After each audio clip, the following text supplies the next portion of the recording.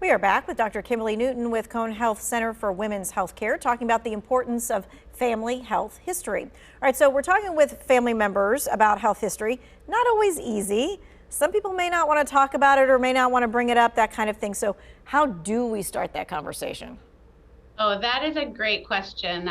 So the biggest thing that I think is starting with openness about your own health history.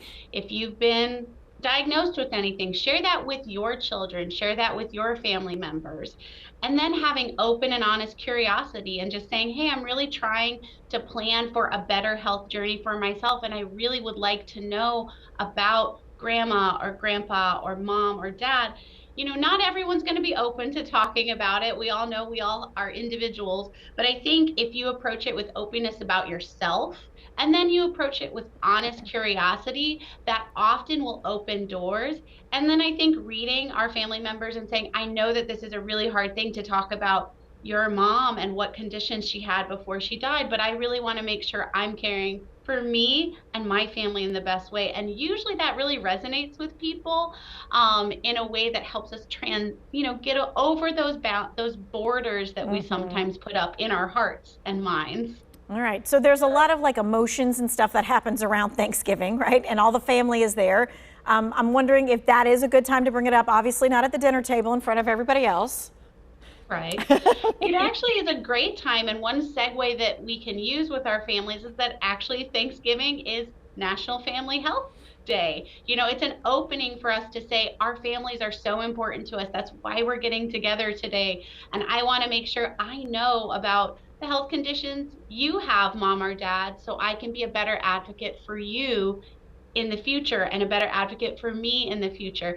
And those, probably not when dinner's on the table, but when we're sitting around, we're talking with family, having those open, honest, and curious discussions will really be for the better of all of our lives. All right, so once you have that kind of information, what should you be doing with it?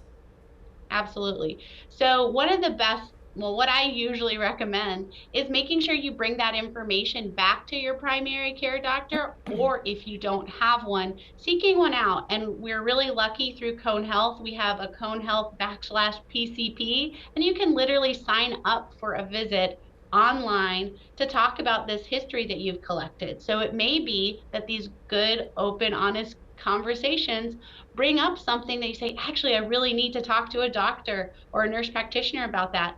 Go talk about it. We can review it with you and say, actually, this does change what we need to do for your health or for your children's health or for your partner's health, right? There are so many things that those fruitful discussions can really help a person make better decisions. So please get in touch with your primary care doctor. And if you don't have one, get one. One of the fruitful discussions that a lot of people have, when they get engaged, the first thing everybody wants to know is, oh, when are you getting married, this, that, and the other. And of course, the next question is, when are you having kids, right? And that's always the cute part, like, when is that going to happen and all that other kind of stuff. But if we have young couples or whatever, and they are thinking about that, and maybe it's 3 years down the road, or maybe it's 5 years down the road, talking about the history of pregnancy sometimes isn't always the easiest thing. Oh, that is so true, and it is so important. As we are all looking at that future hope of potentially having a family, it's really important to know what conditions might run in our family. So I think having that discussion with the family member saying, hey, have there ever been any babies in our family that had trouble after birth? Have there ever been any babies that have died young? These are hard questions to ask, right? But often, especially in prenatal care, when I'm doing it, people don't know those things about their family. And these help us help our patients make good decisions in their lives and take care of their pregnancies a lot better. Really important for fathers of babies to know that too, because there are certain conditions that run in the male side that don't run in the female side. So again, open and honest discussions. Yes, these are really hard.